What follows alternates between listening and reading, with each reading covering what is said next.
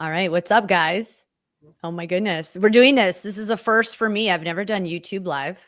Yeah. But I was told engage. We love to get comments. So throw them in there as you hear us. We'll hopefully get some of your reaction and incorporate it in the show. But listen, week 15, it came and the Rams conquered. Okay. They took care of business on the road, no less. They swept the Niners for the first time since 2018, 12-6. It was a sloppy game. But now the Rams are 8-6 with Aaron Rodgers and the Jets on deck. Welcome to Bleav in Rams. Erin Coscarelli with you. We are part of the Bleav Network. I've got my co-host Tyler Dragon of USA Today with me. Ty, how are you? What's going on? By the way, hold on real quick. Sponsorship shout out. A big thanks to Bet Online. Make sure to use code Bleav. Get in on the action with America's most trusted site for online wagering. The 49ers were favored 2.5 points. So hopefully you got in on that game. But we've got the Heisman this weekend. We've got some interesting games still to play for week 15. I'm excited about the Bills-Lions. That'll be really interesting to see. Yeah. A lot of interesting matchups in the NFC West. We'll talk about the NFC West. We'll talk about where the Rams are now in that division. And we're also going to talk about the matchup they have next week because I'm nervous next week is going to be a trap game. But I digress. Ty, how are you? What's going on? Man, to quote a line from my favorite movie, it's Friday. We do have jobs, and we get to talk about a win. Mm-hmm. It's Victory Friday. It's good. The game was kind of sloppy, as you alluded to. There was rain. It was looking like a Dodgers-Giants game at halftime with that low score. It was a field goal and punt fest. But a win is a win. Puka Nacua was, again, outstanding. Kyron Williams ran a lot of tough, gritty yards. Matthew Stafford, his fifth consecutive game without a turnerver. That's the longest streak. Fifth consecutive game. That's the longest streak of his entire career. Yeah. So, I mean, he was careful with the football, even in inclement weather. And the Rams beat a division rival. We had a player from the 49ers, Devondre Campbell, walk out. I mean, it was a lot happening in that game. I mean, for it to be, a low-scoring game, there was a lot happening. I know. To go from such a high-scoring game, the highest scoring, I think, in the NFL from the week before, to have this matchup, it was interesting, actually. Sean McVay said something. Oh, he said this. By the way, guys, get in, comment. Do you have any questions? Even share your perspective. Alexander H. said Victory Monday. I mean Friday. He's right about that. A win is a win. Defense showed up. I do want to talk to you about the defense. Ethan, happy Friday. What a game. 0 touchdowns. And that's what I was going to say. The thing that was really interesting to me was Sean McVay post-game. He said, where's my quote? Oh, what's really cool is this team has found a bunch of different ways to be able to win football games. And it's true, right? I mean, this team has diversity. They're dynamic. They're winning in different ways. It's not always going to be pretty. But I think down the stretch, a win is a win, as someone said. And in your opinion, Ty, what's your biggest takeaway from Thursday night? I mean, like Sean McVay said, the Rams could win in a variety of different ways. For them to play in the highest scoring game of the regular season and come out with a win against the Buffalo Bills, and literally less than a week later for them to play in one of the lowest scoring games in the NFL this season, no touchdowns allowed on both sides of the ball, and still come away with a win. I mean, this is a good sign for a Rams team that's trying to make the playoffs and even maybe win the NFC West. They're just a half game back of the Seattle Seahawks. The Seahawks have to play a tough Green Bay Packers team this Sunday. Who knows what's going to happen then? But really, all across the board, even though it was a low-scoring game, you have to give credit to the defensive side of the football for them holding the 49ers without a touchdown, them kicking field goals. That defense plays solid without accepting a touchdown. You got it. These guys don't get a lot of credit, but all the special team members Mm-hmm. deserve a shout out from Yeah. Ethan Evans. There were 13 total punts on Thursday night, so he deserves a shout out. Obviously, Josh Carty made all 4 of his field goal attempts, was the only one scoring for the Rams on Thursday night. So the special team unit deserves a lot of credit, as well as the defense. And, we said at the beginning of the show, Matthew Stafford taking care of the football. Puka Nacua, another 7 receptions, 97 total yards. He was, again, uncoverable. That 51-yard reception, got behind the defense, caught it, almost, scored. That was probably the biggest play of the night on the Rams offense. So, there's credit to go around all across the board for the Rams. Yeah, good coaching. Certainly, like you said, the special teams showed up. Josh Carty, the rookie, has been somewhat inconsistent this season, but has continued to deliver when the Rams need it. The team combined for 11 punts, 9 first downs, 197 yards. After both teams actually had season highs in points, right? So it was somewhat of an uncharacteristic game. There was not great weather. And yeah, I mean, there's so many different places that we can go. Of course, guys, get in on the action. Please ask questions.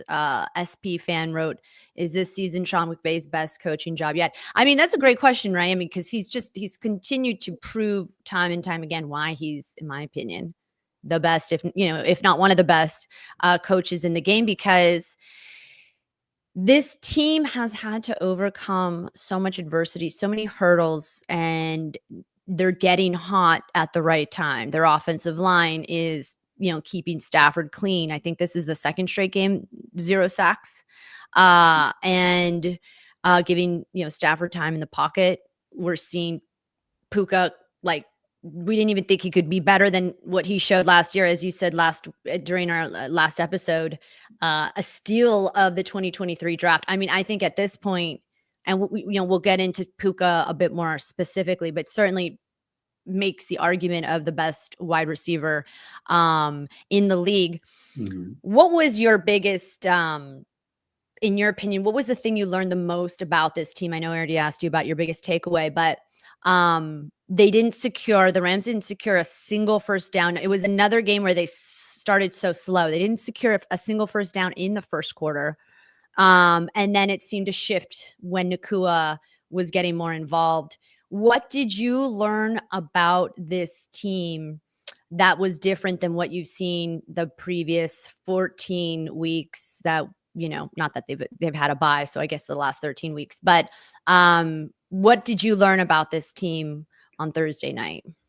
I was pleasantly surprised of their defensive effort. I mean, Darius Williams had a huge interception in the end zone.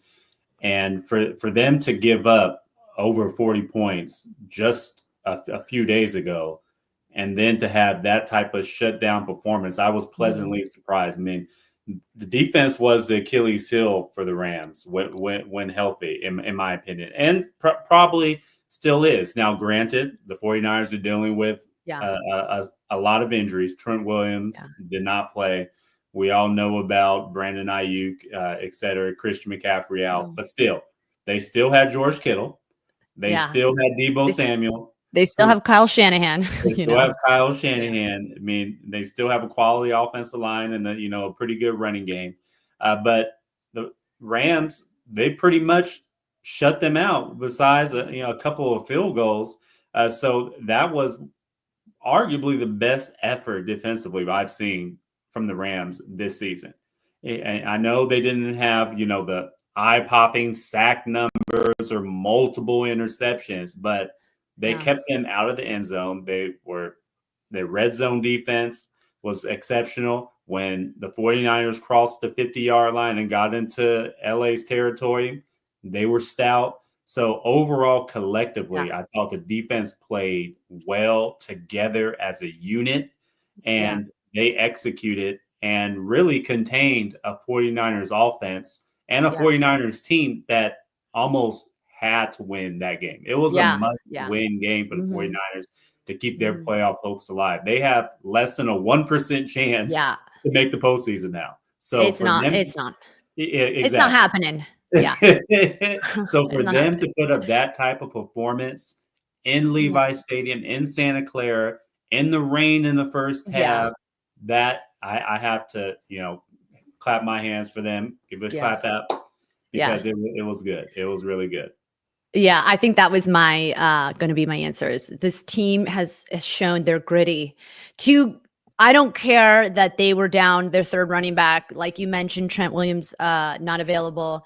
This was going to be a Brock Purdy, and the weather, the inclement weather. You're still at Levi Stadium. You're still in enemy territory. You're still trying to deal with Kyle Shanahan, who's had Sean McVay's number in the past. This was, for me, I was worried it was going to be a trap game. I was worried that because of all these, outside variables, that the Rams were not going to play the way they did with the Bills, and also have some exhaustion, and we didn't see that. And they took care of business. Like you said, they basically crushed the hopes and dreams of the Niners that have just had a really tough go this season with injuries. But I mean, all teams are dealing with that right now, the Rams being one of them. And that's why I think that question from SP fan about Sean McVay's, is this his best coaching job yet? I can't deny that, considering all that this team's been through this season with the offensive line, not having their wide receivers, sort of being behind the 8 ball mentally.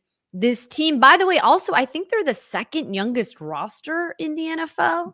Like you said, Chris Shula's been there, but a new defensive unit, no Aaron Donald. There were a lot of reasons why I would say this could be Sean McVay's best coaching season by far. I mean, you can go ahead and answer that question in your opinion. And also, guys, why don't you answer who's tuning in? Do you think that this is by far Sean McVay's best coaching performance? Listen, at the end of the day, I think we're always wondering, is Sean going to stay? Is Sean going to go? And I think when moments like this happen, it would be, for me, impossible to imagine that Sean wouldn't want to stay, because he's got a guy like Matthew Stafford. This team is so versatile and so dynamic, despite being a young team. Losing guys like Aaron Donald, I don't know. I mean, do you think this is Sean McVay's best coaching year?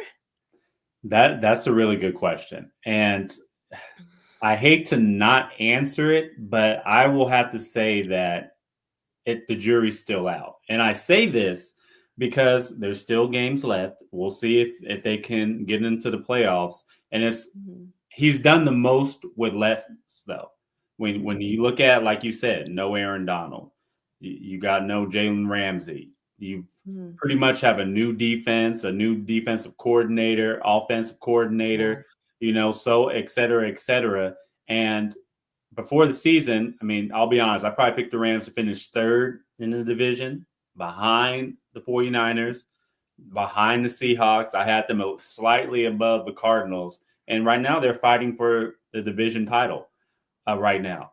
Yeah. And so I will probably say it's up there with the Super Bowl winning season, because that season, Sean McVay managed a lot of stars in that team and got them over the hump and got them a Super Bowl title when all the pressure was on them. So that can't be discounted. For them to win a title when all the pressure's on you, when you have all the stars and when you're going for it and you deliver, okay, I give you that. That's your best coaching season. However, this year, he's done the most with probably the least amount of talent.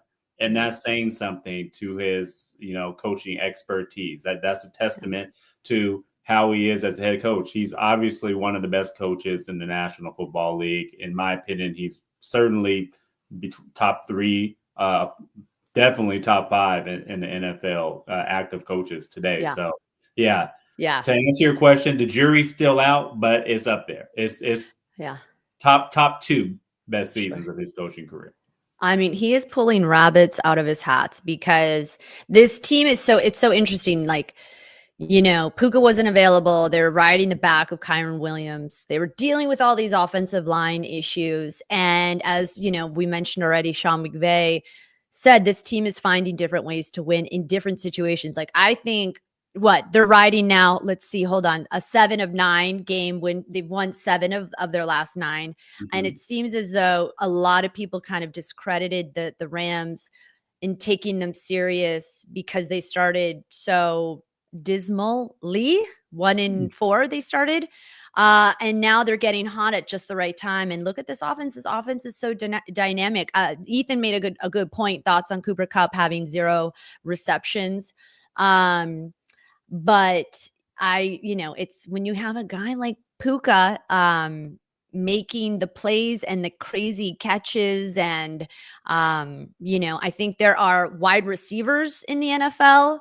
And then there are guys like Puka Nacua. No one in the NFL right now is hotter than number 17. Against the Bills, he had 12 catches, 162 yards a score. A couple weeks before that, Eagles, number 1 ranked defense, 9 catches, 117 yards. And then last night he had 7 of 8 for 97. In your opinion, is Puka the best wide receiver in the NFL? Now, I know this is a Rams podcast, Erin, but I can't be that much of a homer. You still got Justin Jefferson in the NFL. You still got Jamar Chase. I mean, those players are having exceptional seasons. However, I will say this. Puka Nacua is definitely playing top 5 receiver football in the NFL. He's performing like a top 5 wideout. And his ability to catch the ball in traffic, he has strong hands. I mean, did you see that ball when he, trapped it on the 49ers quarters Ward's helmet, and he still held on, and he was pretty much getting body slammed and held he has some of the best sure hands in the league. He's strong. He blocks well. So he's pure every down type of receiver. And he really has no flaws in his game. And that's why I called him the steal in the draft.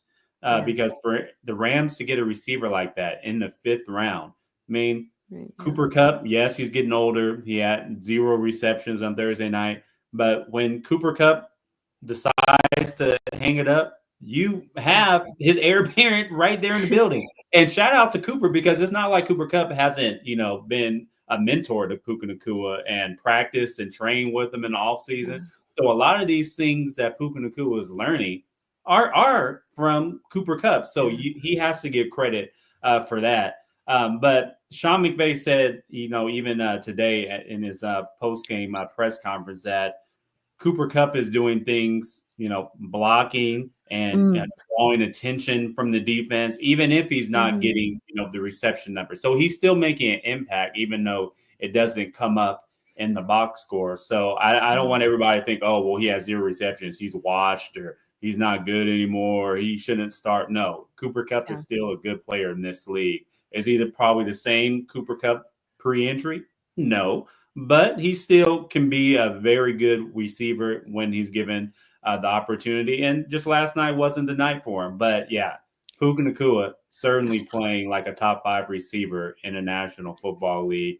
I mean, he's been uncoverable, especially last week. Last night, the rain kind of was a factor, but he made plays when it was called upon. Yeah. Cooper Kupp is a guy the defense still has to respect. 100%. But yes, it's so funny because I love that you still pump the brakes. You're like, hey, listen, like I gotta be, like the man of reason here. Cause in my mind, I just think Puka's so fun to watch. I love his post-game pressers. He's just got such a great way about him. He's so, he just seems like he has a really great personality, a great demeanor. He seems like a wonderful teammate. And when the 49ers defensive coordinator was asked about what makes Puka so unique, he said he's got size. He doesn't go down easy, good body control, catch radius, athletic, but marry that with toughness. And he really is. He's so tough, and he makes, like you said, these crazy catches. Like every week there's a highlight play. And yeah, he did it again last night, and he did it during the Bills. And he's just been a really fun, bright spot coming off that injury.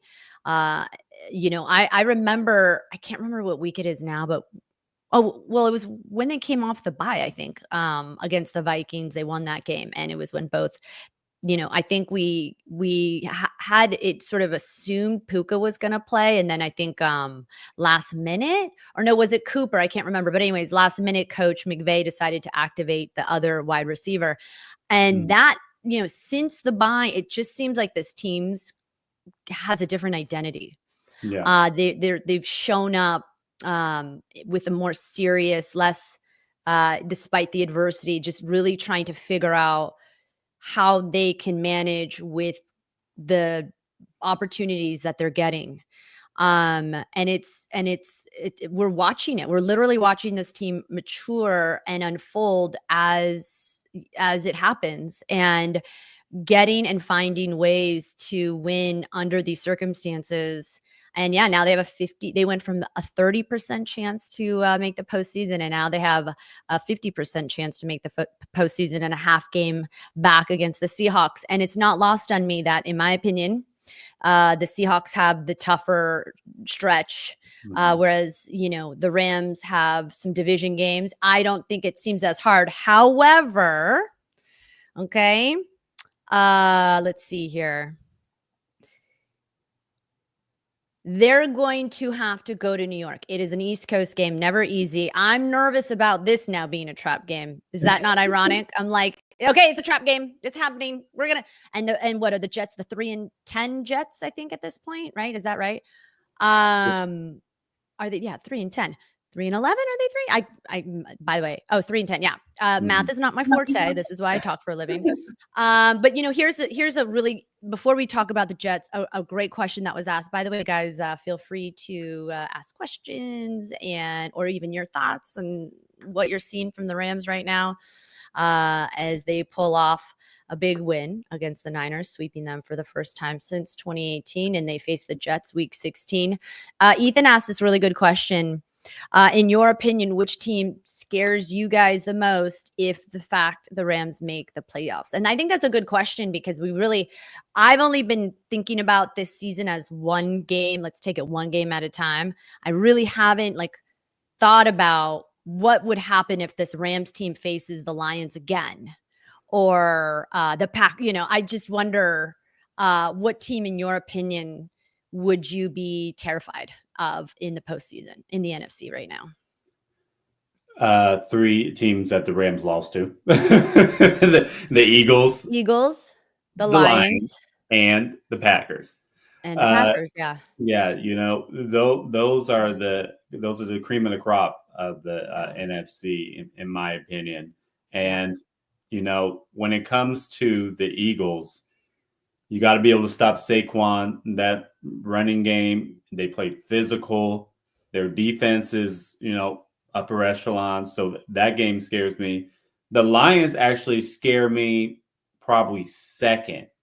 And that's because I Bleav, while it will be on the road, Stafford has to be always motivated to go up against the Lions. I know he hasn't had the best record in Detroit playing against his former team, but that motivation factor, that extra juice as an athlete, and going up against your former team, the city, the franchise that you were the face of, that gives you extra motivation, whether Stafford wants to admit it or not. It's just there. The Packers, I Bleav, third, but they scare me probably the least out of all three teams, because to me, I Bleav sometimes they're inconsistent and they can be kind of careless with the football occasionally. Sometimes their defense doesn't play up to potential. So those are the three teams in order, but the Eagles probably scare me the most. Yeah. I would say the Eagles. I mean, I think we played the Lions, week 1, obviously. We're a different team now. So, we recently lost to the Eagles, and they just have such a physical upfront defensive line. They're physical in the trenches. You just have to respect their quarterback. They're just a fast, physical team. And because we just recently lost to them, I think that's the team the Rams are, as opposed to who we were week 1. But yeah, I think all three of those teams are scary. I wouldn't want to go Birds. Ethan said, I think Ethan's also a possible Philly fan. But we still love you, Ethan. But get in on the questions, ask, make comments. What are your thoughts? We're here just wanting to film a live YouTube show, which is a first for me. Is it a first for you, Ty? It's not a first for me, but it's my Ah, first in a while. okay. I thought I was going to be a little rusty at it. I hope I'm not too rusty, but it's I was going gonna say, good. how's it going for you? You liking it? It's going good. How are you liking it? I love it. I mean, look, I think it's great when you can, get the pulse check of fans and reaction and engage and ask questions and all those things. So I'm a fan of it. I say we keep doing this. We got to do this more often. We should Hopefully we got more definitely. victory Fridays, Mondays. Yeah. Hey, we might get a Saturday game, a playoff game. So yeah. Might not be as fun of a show live if we lose, but if the Rams lose, but we'll have to see. Hopefully they don't lose. And that's actually going to be my next question for you. So before we jump into the Jets and kind of get your take on where you think the Rams could fall in line with that game, because it just seems like it's such a dumpster fire in New York with Erin and all that stuff. It just seems like a little bit of a disorganized mess, and they're kind of like moving on to next season. I still think there's a lot of reasons why you need to be nervous about that game. You cannot lose to the Jets. Who, in your opinion, as we look to the NFC West, okay, so we're week 15, Rams just pulled off a big win, swept the Niners in Thursday Night Football. But with that being said, and now being within a half game of the division leading Seahawks, the rest of the division has these games, right? Okay, so the Seahawks have a home game against the Packers, then they play the Vikings, and then they play the Bears, and then they finish off with the Rams. Arizona has a home game against the Patriots, the Panthers, they play the Rams, and then they finish off with the Niners. We're not really concerned about the Niners now at this point. Like you said, they have a 0.1% chance of making it to the postseason. In your opinion, between those two teams, who do you think has the tougher schedule? Or could it be LA? The Seahawks have the toughest schedule, but I will say that they've been the most consistent NFC West team the entire year. Okay. And if you want to argue with me, I know you're not going to argue, but fans listening, if you want to argue, just look at their record. That's why they're number one in the division right now. They've been the most consistent. They have the most consistent defense. Geno Smith is arguably playing some of the best football of his career. I really like the way he's playing. But they had, this game against the Packers, I can't wait to watch that one because, that has serious playoff implications on both sides. The Cardinals, to me, they're playing above their heads, in my opinion. I think that Jonathan Gannon has done a fine job as a head coach this year in making the Cardinals into a playoff contender. Kyler Murray did not have a good game last week. I look for them to try to play better, but they're probably the third out of the group behind the Rams. So to answer your question, I do believe the Seahawks have the hardest schedule, but they have played the best throughout the course of the regular season.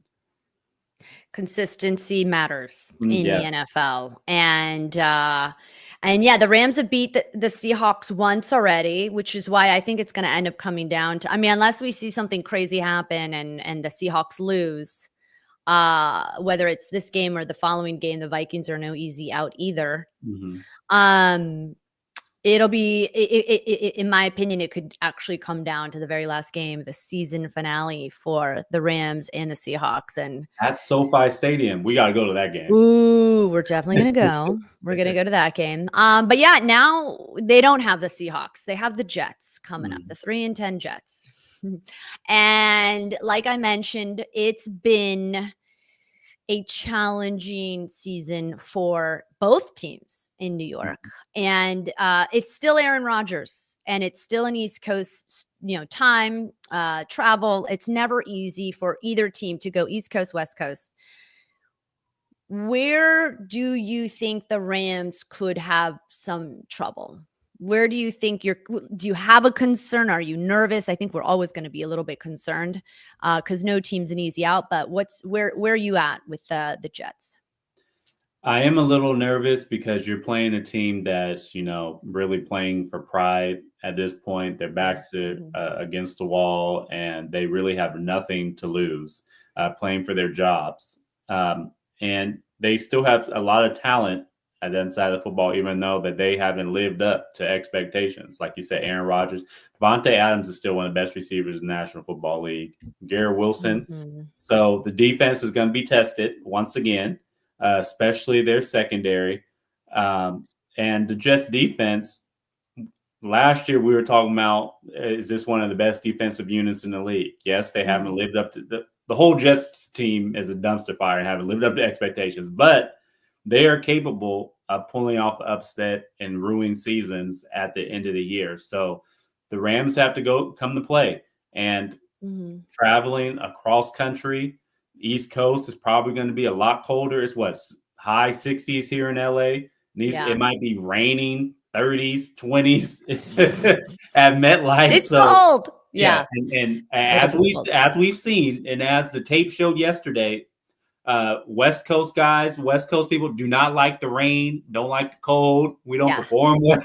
We do not. That's probably going to happen a little bit in the Big Apple up there in New York. So hopefully for the Rams' sake that they are prepared for all that and they can come out with a good effort and beat a Jets team while they are down.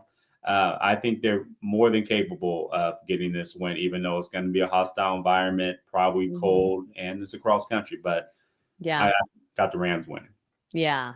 The Rams looking to go 9-6 in New York next week, but let's not get ahead of ourselves. Let's celebrate this win. Rams Nation, congrats.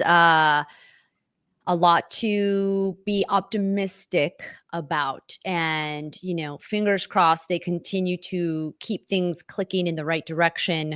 And I know Sean McVay is going to get back to work as soon as the celebration's over, and look to Aaron Rodgers and the Jets come week 16. I mean, look, we did it for 32 minutes. Thank you guys for checking us out and participating. It's a first for us, but maybe we do it again. What do you think? Should we do another live show maybe down the line? Yeah, as long as we're talking about a win. If we're talking about a loss, we might have to bring, some adult beverages. I was just going to say, maybe we get the show sponsored by a wine company so that when we, in the event we need to throw back a drink or two, we'll have something within reach. But that's about it for us, guys. Bleav in Rams. We appreciate you making the time and celebrate that victory Friday this evening and all day and this weekend, because the Rams get to rest and kick their feet up while the rest of the NFC West goes to town. It will be interesting. Like we said, with the Seahawks and the Cardinals, keep an eye on them. The Rams are a half game back in the division, and it seems like it's sort of like in the it's the Rams to lose at this point. It seems like the Rams to lose at this point. We'll see. But that'll do for us. I'm gonna go take a nap. I'm tired. But Tyler, it was always good to see you. Thank you for doing this. Of course, it's good to be on Victory Friday. Victory Friday. All right. Bye, you guys. Thanks again.